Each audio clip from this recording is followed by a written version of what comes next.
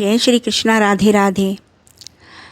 17 मई से लेकर 15 जून तक पुरुषोत्तम मास का जो आरंभ हो चुका है, तो इस मास के अंदर हमें कुछ चीज़ें ऐसी हैं जो नहीं करनी चाहिए और कुछ चीज़ें ऐसी हैं जिसे करने से वो और अधिक गुना हमें फल मिलता है।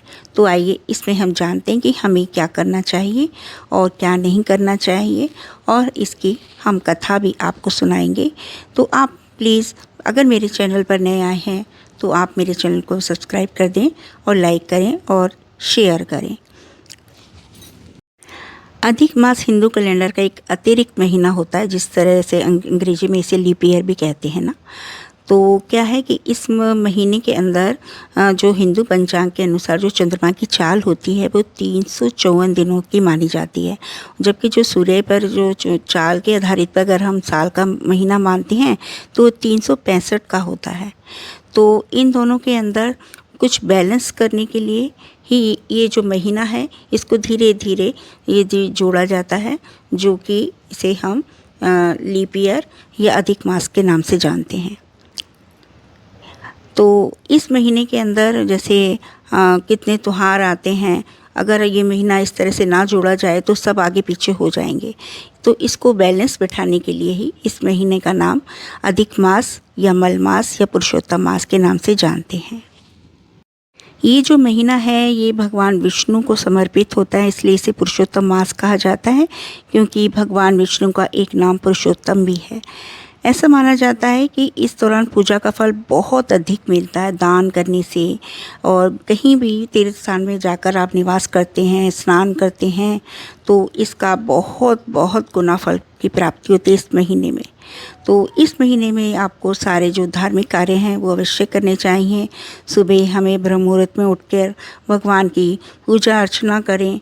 अगर आपसे इतना तो हो ही सकता है कि आप सुबह उठकर भगवान के मंदिर में या अपने घर के मंदिर में एक दिया जला के भगवान को दिखा सकें, उनकी आरती कर सकें, तो इससे भी आपको बहुत बहुत गुना फल की प्राप्ति होगी, जिससे आपके सभी जितने भी आपके पाप हैं वो नष्ट हो जाएंगे।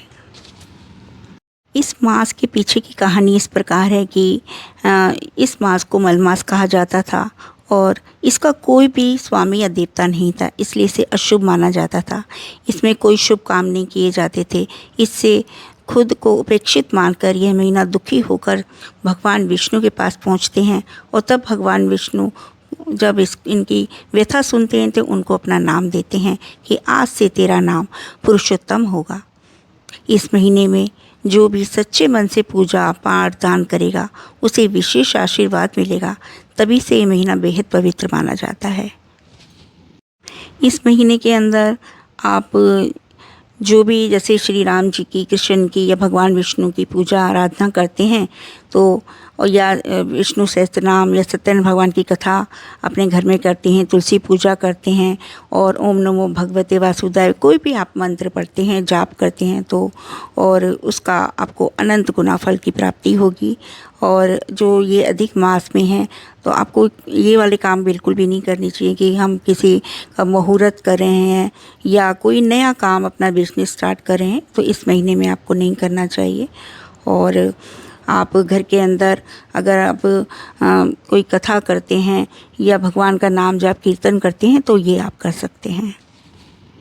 देखिए, वैसे तो हमेशा ही हमें सात्विक भोजन करना चाहिए, लेकिन इस महीने आप इस चीज़ का पूरा ध्यान रखें कि सात्विक भोजन करें और उसके अंदर प्याज लहसुन ये सब चीज़ें ना हो, और अपना टाइम से आप उठें और भगवान के नाम सुबह सुबह भगवान का नाम लें, और शाम की आरती और दीपदान अवश्य करें।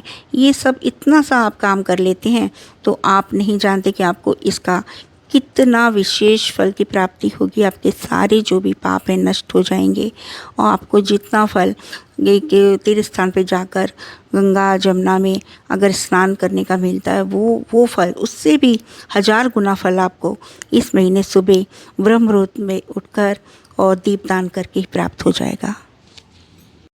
आइए अब इसकी हम कथा जान लेते हैं। एक समय की बात है, पवित्र नैमिषारण्य में अनेक महान ऋषि मुनि इकट्ठा हुए थे। सभी वेदों के ज्ञाता, तपस्वी, ब्रह्मनिष्ठ और परोपकारी थे। उनका उद्देश्य था यज्ञ के माध्यम से संसार का कल्याण करना और ऐसा ज्ञान प्राप्त करना था जिससे कि जीवों का उद्धार हो सकता था। तभी सूत जी, जो महान कथावाचक और शास्त्रों के ज्ञाता थे, तीर्थ यात्रा करते हुए वहाँ पहुँच गए। वो बिल्कुल शांत, संयमी और भगवान के नाम में लीन थे। सूत जी को देखने के बाद सभी ऋषि आदरपूर्वक खड़े हो गए, उन्हें उत्तम आसन दिया और उन्हें निवेदन किया कि हे सूत जी, आप सभी शास्त्रों के ज्ञाता हैं, कृपया करके हमें ऐसी कथा सुनाएं जो हमारे सबके लिए कल्याणकारी हो और संसार रूपी सागर से पार लगाने वाली हो। ऋषियों की इस बात को सुनकर सूत जी प्रसन्न हुए और उन्होंने कथा शुरू की। सूत जी ने कहा कि अनेक पवित्र तीर्थ स्थानों की यात्रा करते हुए मैं यहाँ पहुँचा हूँ। उन्होंने पुष्कर, यमुना, गंगा, काशी, गया, त्रिवेणी, गोदावरी, कावेरी, नर्मदा आदि पवित्र नदियों और स्थानों पर स्नान किया है। साथ ही तर्पण और देवी देवताओं, पितरों की पूजा की। इस तीर्थ यात्रा ने उनके मन को अत्यधिक शांत और पवित्र किया है। वे हस्तिनापुर पहुँचे, जहाँ उन्होंने सुना कि राजा परीक्षित ने अपने राज्य को त्याग दिया है। सब कुछ त्याग कर वे गंगा के तट पर तपस्या कर रहे थे। ये जानकर सूत जी भी वहाँ पहुँच गए। गंगा के किनारे का दृश्य बहुत अधिक शांत और अद्भुत था। वहाँ अनेक सिद्ध योगी और ऋषि एकत्र थे। सभी विभिन्न प्रकार की कठोर तपस्या कर रहे थे। किसी ने उपवास किया था, कोई मात्र वायु पर निर्भर था, तो कोई फलाहार कर रहा था। ऐसा जीवन वहाँ सभी बिता रहे थे। तभी वहाँ एक दिव्य घटना हुई। महर्षि व्यास के पुत्र, ब्रह्मज्ञानी और महान योगी श्री सुखदेव जी वहाँ पहुँचे। वे युवा थे, लेकिन उनमें अद्भुत वैराग्य और ज्ञान था। इतना ही नहीं, उनका स्वरूप भी अलौकिक था। वे सांसारिक मोह से पूर्णतः मुक्त थे और ब्रह्म में लीन थे। उनके आने पर सभी ऋषि मुनि सम्मान में खड़े हुए और उन्हें एक ऊंचे आसन पर विराजमान किया। सुखदेव जी वहाँ सभा में ऐसे शोभित हो रहे थे जैसे आकाश में चंद्रमा तारों से घिरा हुआ चमकता नजर आता है। सभी मुनि उनके चारों ओर बैठ गए और उनकी मुख की ओर करके ज्ञान और भगवान की कथा सुनने के लिए उत्सुक हुए। आज मैंने इस वीडियो में अभी आपको पहले अध्याय का जो है कथा की है, उसके बाद मैं दूसरी जो वीडियो डालूँगी तो पार्ट 2 में मैं आपको दूसरा अध्याय बताऊँगी। तो आप इस चैनल को सब्सक्राइब करेंगे, तभी आपके पास मेरी नेक्स्ट वीडियो आ पाएगी।